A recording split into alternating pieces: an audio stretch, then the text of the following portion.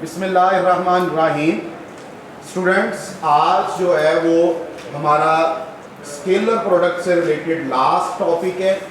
हमने scalar product की definition देखी, फिर उसकी फिजिकल इंटरप्रिटेशन देखी, मैथमेटिकल एक्सप्रेशन देखा, एग्जाम्पल्स देखी और फिर हमने उसकी करैक्टरिस्टिक्स को शुरू कर दिया। पिछले लेक्चर्स तक ऑलमोस्ट सारी करैक्टरिस्टिक्स हो गई थी, एक करैक्टरिस्टिक्स रहती है जिसको हमने आज के लेक्चर में डिस्कस करना है। फिर इससे रिलेटेड कुछ न्यूमेरिकल्स भी हम सॉल्व करेंगे। तो जो लास्ट करैक्टरिस्टिक है that is scalar product of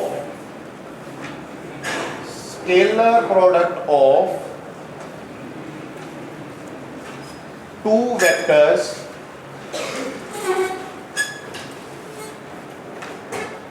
in term of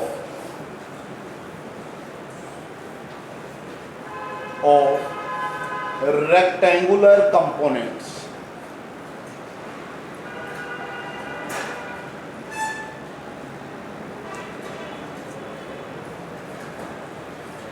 अब आपने क्या करना है, इस प्रॉपर्टी में आपने देखना है कि हमने टू वेक्टर्स लेने हैं और उन टू वेक्टर्स को किस शक्ल में लिखना है, रेक्टेंगुलर कंपोनेंट्स की शक्ल में लिखना है और फिर उनका स्केलर प्रोडक्ट हमने लेना है। ठीक है, तो टू वेक्टर्स हम पहले लेंगे। लेट हमारे पास फर्स्ट वेक्टर है ए और उसके रेक्टेंगुलर कंपोनेंट्स ले लिए हमने।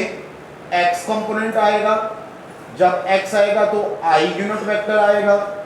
फिर हम साथ वाई कंपोनेंट लेंगे, जब वाई कंपोनेंट आएगा तो साथ जे यूनिट वेक्टर आएगा।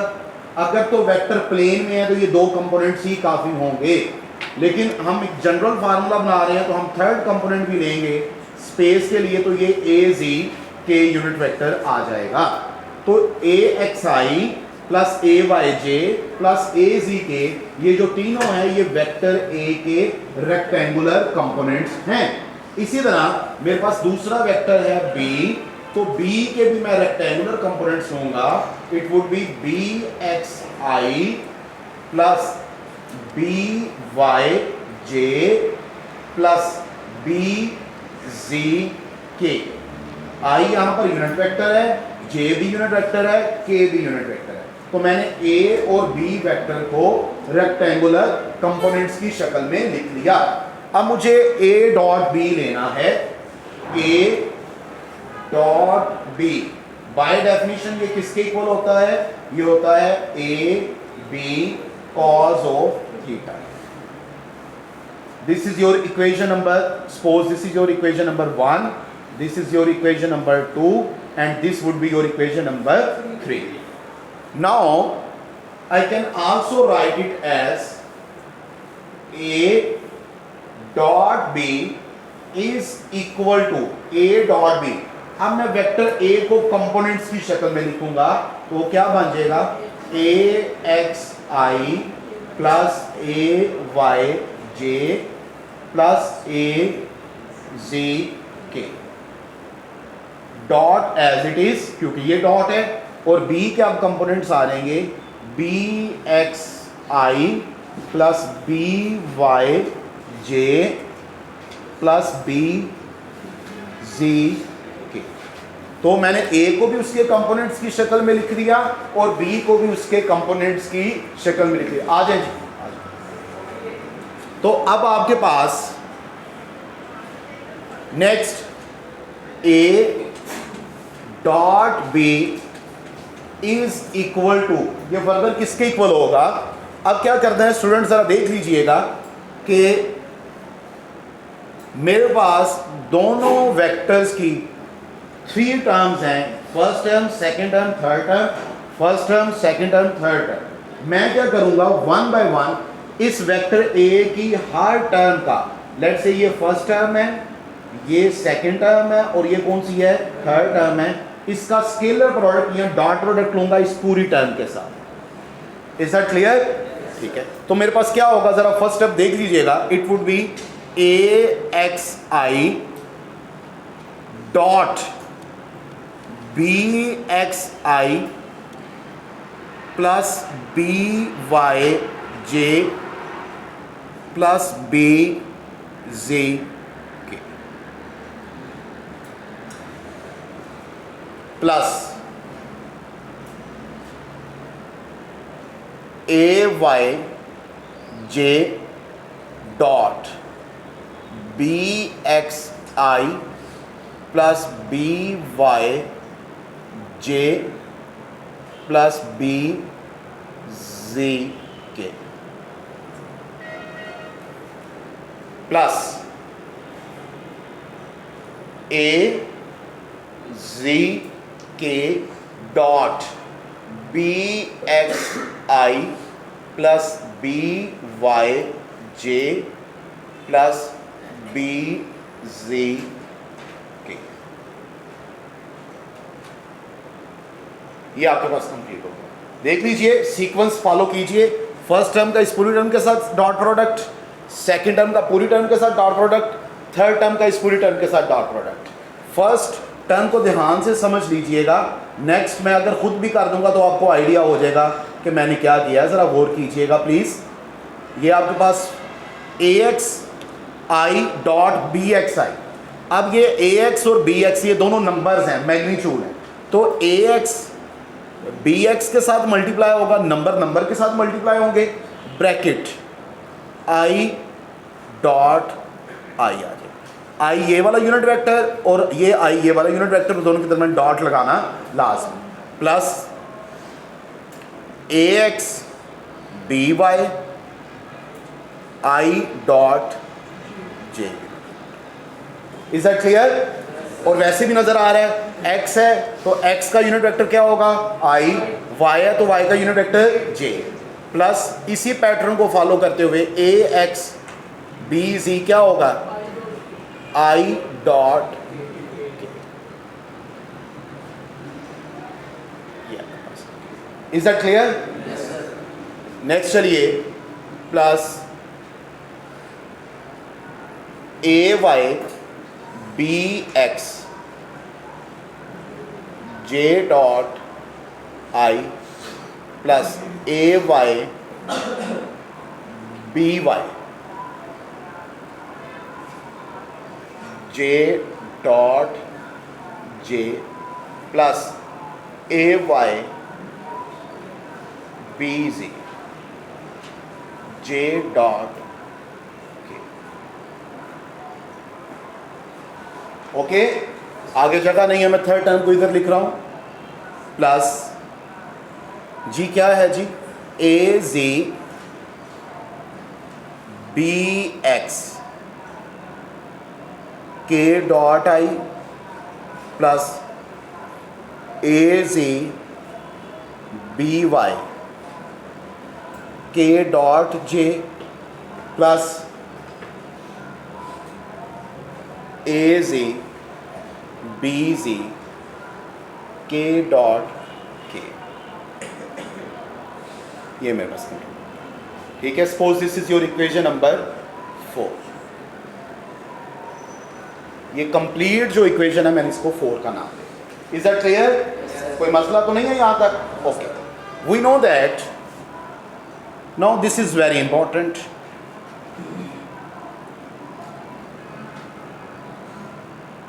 हमने पिछले लेक्चर में, कल वाले लेक्चर में ये देखा था कि अगर कहीं पर आई डॉट आई हो, जे डॉट जे हो और के डॉट के हो, आई डॉट आई हो, जे डॉट जे हो, के डॉट के हो, तो 1 आ जाएगा। क्या आ जाएगा? याद रखने का तरीका, दो एक जैसे यूनिट वेक्टर हो और दरमियान में डॉट हो तो 1 आ जाए। दो डिफरेंट यूनिट वेक्टर हो, आई डॉट जे, जे डॉट के डॉट आई, इसके इक्वल आ जाएगा 0। और क्यों 0 है हम डिस्कस कर चुके हैं। और चूंकि ये कम्यूटेटिव लॉ को ओबे करता है तो ये भी याद होना चाहिए, अगर जे डॉट आई भी हो, के डॉट जे भी हो और आई डॉट के भी हो तो वो भी किसके इक्वल होगा? 0 के, क्योंकि scalar product does obey commutative. Is that clear? ये जितनी टर्म्स हैं जिनको मैं ब्रैकेट कर रहा हूँ, suppose this is your equation number 5। इन सब टर्म्स को मैंने इधर यूज़ करना है। अब ज़रा ध्यान से देखिएगा, ये ऐसा पॉइंट है जिसमें नॉर्मली स्टूडेंट जो है वो मिस्टेक करने के चांसेस होते हैं, इसलिए अगर ये पेपर में क्वेश्चन आए तो आपने फटाफट जल्दबाजी नहीं करनी, इस स्टेप को बड़े अच्छे तरीके से आपने देखना है। अब गौर कीजिए, हर ये जो ब्रैकेट है मेरे पास, करली ब्रैकेट जो है, इसमें तीन टर्म्स हैं। एक टर्म ऐसी है जिसमें सेम यूनिट वेक्टर है, बाकी दो टर्म्स ऐसी हैं जिसमें डिफरेंट यूनिट वेक्टर हैं। इसमें आई डॉट आई है, बाकी दोनों डिफरेंट हैं। इसमें जे डॉट जे है, बाकी दोनों डिफरेंट हैं। इसमें बेटे के डॉट के है, बाकी दोनों क्या हैं, डिफरेंट हैं। तो जो बाकी डिफरेंट है, जो सेम है, वहां पर तो मैं इसको 1 के इक्वल कर दूंगा, और बेटा जो डिफरेंट है उनको मैं क्या कर दूंगा, 0। ये याद दिहाने के लिए इधर लिख रहा हूं मैं। इस तरह बेटा जे डॉट आई भी क्या हो जाएगा, 0, लेकिन जे डॉट जे क्या होगा, 1, और जे डॉट के 0। के डॉट आई क्या होगा, 0, के डॉट जे क्या होगा, 0, और के डॉट के क्या होगा बेटे, 1। तो गौर कीजिए, हर ब्रैकेट में, करली ब्रैकेट में 3 टर्म्स थी, उनमें से एक टर्म सर्वाइव कर रही है, बाकी दो टर्म्स क्या हो रही हैं, 0। क्योंकि ये 0 आ जाएगा, 0 मल्टीप्लाई बाय समथिंग 0, यहाँ पर भी 0 मल्टीप्लाई बाय समथिंग 0, ये भी 0, ये 1, ये भी 0, ये भी 0, ये भी 0, और ये टर्म बच जाएगी। Is that clear? तो वैल्यू यूज करने के बाद हमारे पास आ जाएगा A dot B is equal to, बेटे जरा देख लीजिए, नोट बाद में कर लीजिएगा यार, अपलोड करूंगा उसमें नोट कर लीजिएगा या बाद में नोट कर लीजिएगा, लेकिन समझ लें इंपॉर्टेंट है। ए एक्स बी एक्स, आप लोगों की याद आने के लिए जी 1 को मल्टीप्लाई करने की जरूरत है नहीं है, plus 0 plus 0। Is that clear? Next चलिए प्लीज, प्लस जी मेरा भाई 0 plus A Y B Y plus 0। Is that clear? आगे चलिए, plus 0 plus 0 plus A ji B, and you know very well कि जब टर्म्स ऐड हो रही हो तो 0 को भी लिखने की ज़रूरत नहीं होती। So a dot B is equal to a x b x plus A Y B Y plus A ji b. This is very very important relation. ये रिलेशन आपको ऐसे याद होना चाहिए जैसे आप स्टूडेंट्स को आपका नाम याद, ठीक है?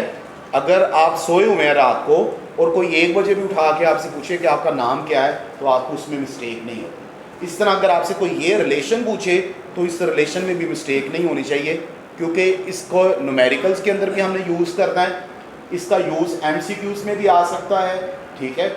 इस हवाले से ये बहुत इंपॉर्टेंट है। अभी बात मुकम्मल नहीं हुई, अभी हमने कंपैरिजन भी करना है, लेकिन थोड़ी सी बात मैं इसके बारे में करना चाहूँगा।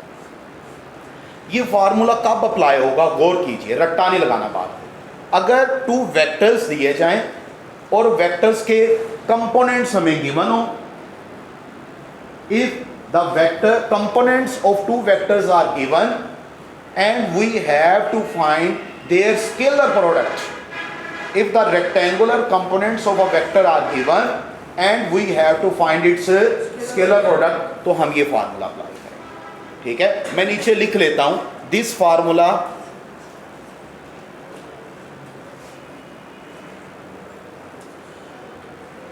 is used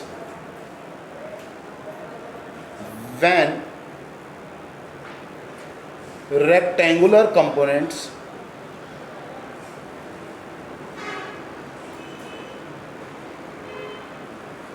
of 2 vectors are given and we have to find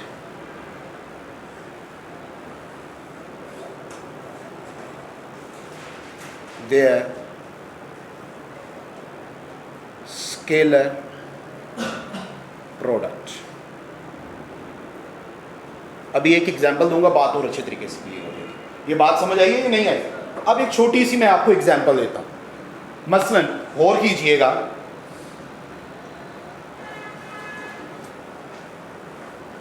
हमारे पास बड़े ऐसे फिजिकल फार्मूले हैं कि जिनको मैथमेटिकल फॉर्म में लिखें तो वो दो वेक्टर्स का स्केलर प्रोडक्ट होते हैं। मैं एक छोटी सी एग्जांपल देता हूं। मसलन हमें कोई कहता है फाइंड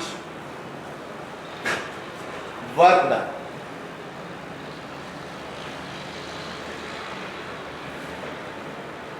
वर्क डन को फाइंड कीजिए, और आप सबको पता है कि वर्क को किससे रिप्रेजेंट करते हैं, W से, और ये किसके इक्वल होता है, F डॉट डी। अब देखिए ये फार्मूला दो वेक्टर्स के दरमियान स्केलर प्रोडक्ट है या डॉट प्रोडक्ट है।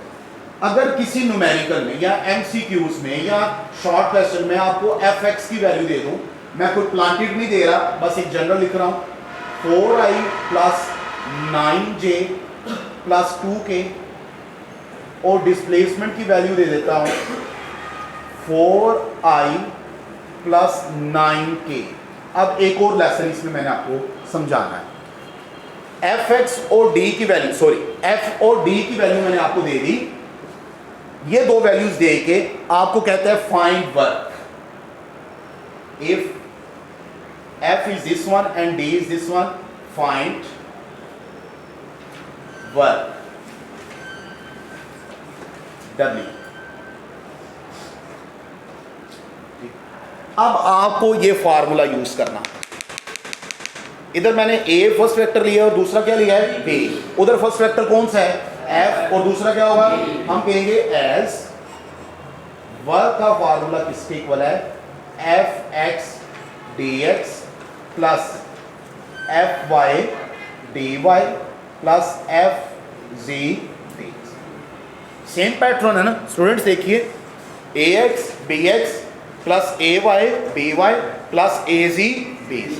तो मुझे पता है कि मेरे पास fx की वैल्यू क्या है, बताइए 4, dx की वैल्यू 4 प्लस fy की वैल्यू 9, जी dy की वैल्यू 0। एक्सीलेंट।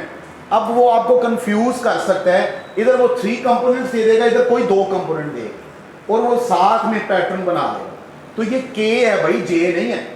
तो इसका मतलब है आपको उसने j की वैल्यू, तो अगर कोई बच्चा कंफ्यूज हो इस बात में, तो इसकी मिस्टेक से बचने के लिए आप इसको 0j प्लस 9k भी लिख सकते हैं। ठीक है, तो मुझे बताइए अब dy की वैल्यू क्या हो गई, 0, fz की वैल्यू क्या है 2, और dz की वैल्यू 9। तो so you have 16 plus 0 plus 18। Agree? तो बताइए क्या आएगा आंसर, 16 2 32, और ये 34 यूनिट आंसर आ जाएगा। यूनिट जो भी होगा, अगर ये न्यूटन और ये मीटर में है तो ये जूल आ जाएगा, अगर यूनिट हो रहा है तो उसके मुताबिक यूनिट आ जाएगा। तो देखिए मैंने क्या किया कि this formula is use when rectangular components of 2 vectors are given. हमारे पास 2 वेक्टर्स f और d के रेक्टेंगुलर कंपोनेंट्स गिवन थे, और मैंने उनकी मदद से क्या फाइंड किया है, स्केलर प्रोडक्ट। क्यों? क्योंकि मुझे पता है वर्क जो है वो फार्मूला है स्केलर प्रोडक्ट की शक्ल में f और d। इस तरह वो पावर का कह सकते हैं f dot, is that clear? f और v के कंपोनेंट्स दे के कह दे पावर कैलकुलेट करो, ये आपका MCQs तक बन जाता है। देखिए छोटा सा फार्मूला है, आपने उनको मल्टीप्लाई करना है टर्म्स।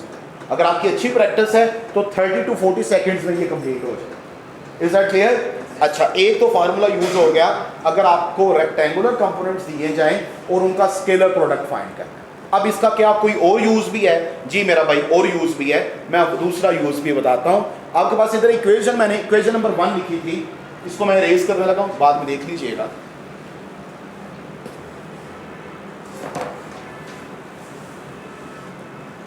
इक्वेशन नंबर 1 क्या थी, a dot b is equal to a b cos। इसी को इक्वेशन 1 कहा था मैंने, ठीक है। अब इक्वेशन 1 और 6 का बेटा कंपैरिजन कीजिए जी। लेफ्ट साइड दोनों की सेम है मेरा भाई, जब लेफ्ट साइड सेम हो तो राइट साइड भी, तो फिर मैं कह सकता हूं comparing equation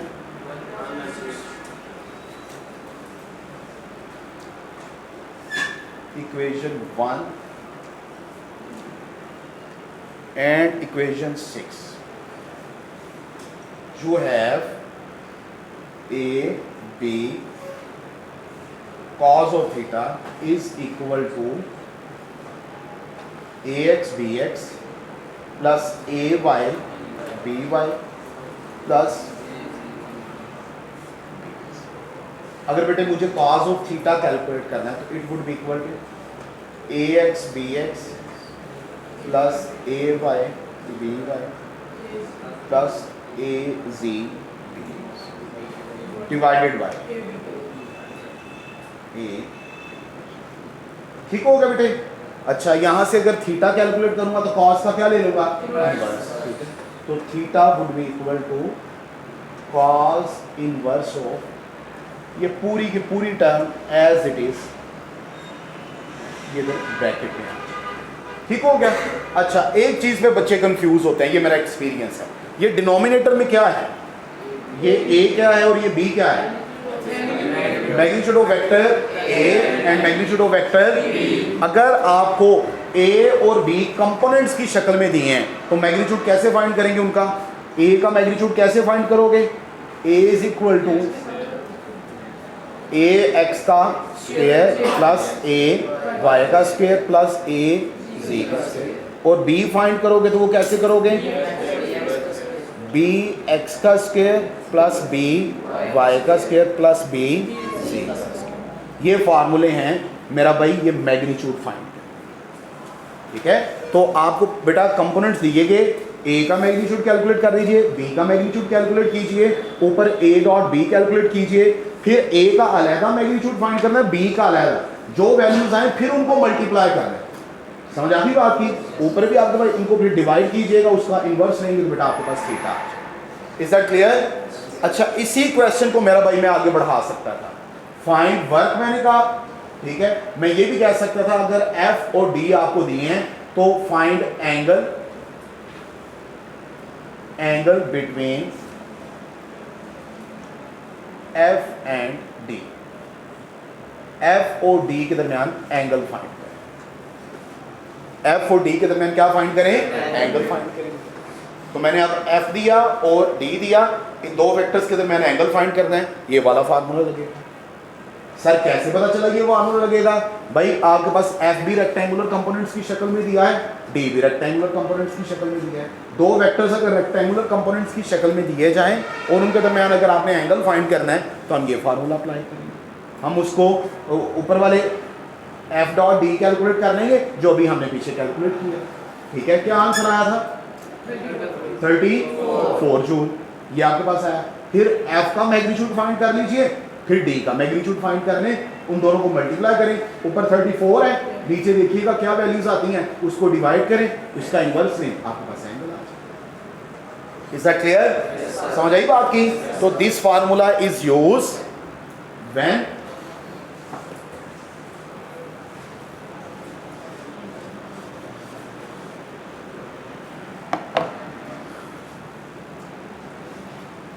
this formula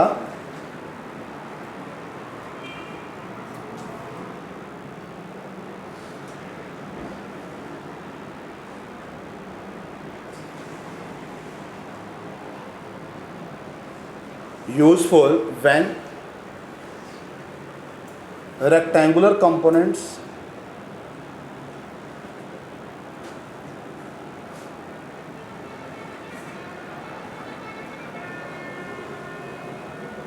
of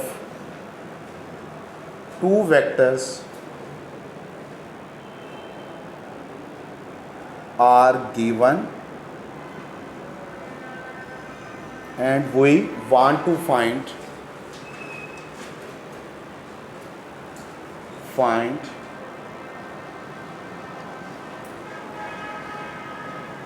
angle between these two vectors. समझ आ गई बात की। ठीक है, तो ये याद रहेगा। टाइम कितना रहता है लेक्चर ऑफ होने में, 10 मिनट्स हैं अभी। ओके, हम एक आधा न्यूमेरिकल कर लेते हैं इससे रिलेटेड, प्लीज बुक दीजिए मुझे। ओके जी स्टूडेंट्स, मैं आपको न्यूमेरिकल करवाऊंगा 2.7। हम 2.7 न्यूमेरिकल करेंगे।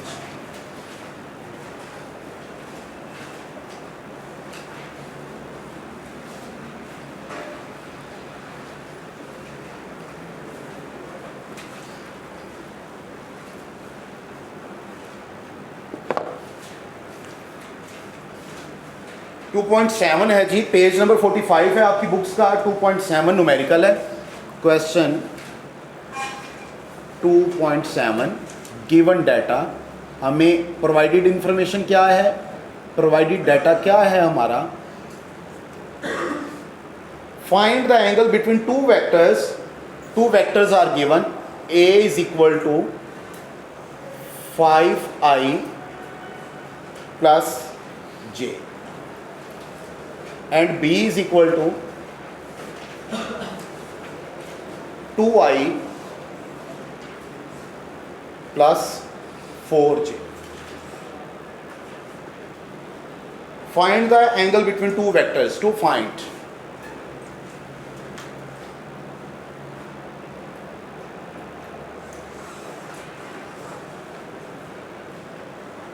angles between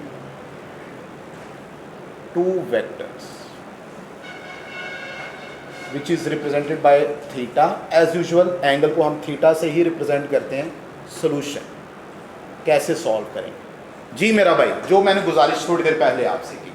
to vectors are given and we have to find the angle between these two vectors. अच्छा, ये वेक्टर कैसे गिवन है? ये वेक्टर गिवन है in term of their rectangular component. जी भाईजान, ये फार्मूला लगेगा? ठीक है, मैंने क्या लिखा था कि this formula is useful when rectangular components of two vector are given. जी दिए हैं दोनों के, ए के भी दिया है और B, and we want to find angle between these two vectors. और इन दोनों वेक्टर्स के दरमियान मुझे क्या फाइंड करना है? एंगल। देखिए उसने काम मजीद आसान कर दिया है कि उसने आपको आई और जे कंपोनेंट, दो कंपोनेंट दिए, तीसरा कंपोनेंट नहीं दिया। ठीक है, तो मेरे पास फार्मूला क्या बनेगा? Theta is equal to cos inverse of जी, क्या आएगा? A x b x plus A Y B y. जी भाई जान, जी की तरफ जाने की ज़रूरत है नहीं, क्योंकि गिवन ही नहीं है। डिनोमिनेटर में क्या आएगा जी? ए का मैग्नीट्यूड है। चले मैं उसका फार्मूला डायरेक्ट लिख देता हूँ। एक्स कंपोनेंट का स्क्वायर प्लस वाई कंपोनेंट का स्क्वायर। एग्री?